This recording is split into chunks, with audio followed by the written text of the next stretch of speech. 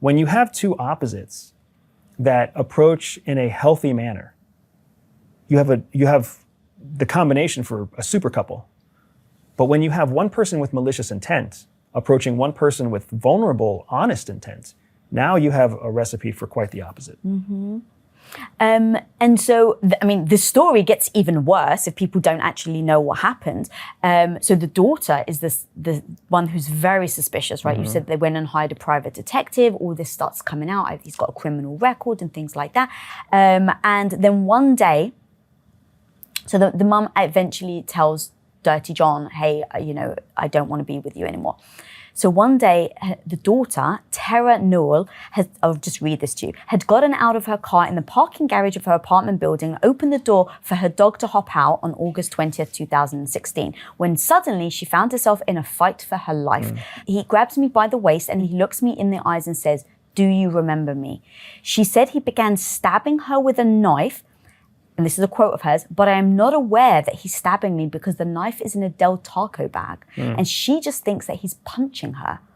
So I think he's punching me and he keeps on trying to grab me, put his hand over my mouth. I bite as hard as I can and I just keep trying to get away from him. Tara ends up fighting back and ends up stabbing him in the eye and forehead of a total of 13 times, and she ends up killing him. Wow.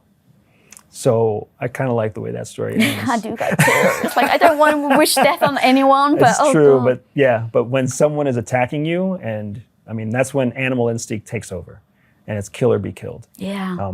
There's so much that had to go wrong for her to get to the place where she was assaulted by her own car. We think of our automobiles, we think of them as an extension of our home, as a safe place for us, and we oftentimes forget that they're not as safe as we think they are because they can be put into unsafe situations and unsafe circumstances.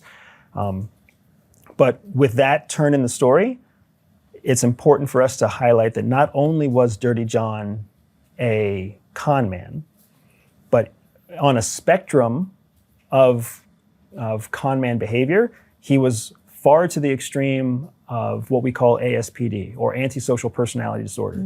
That's the same realm as psychopaths and sociopaths. And one of the telltale signs of a psychopath over a sociopath is their tendency to violence.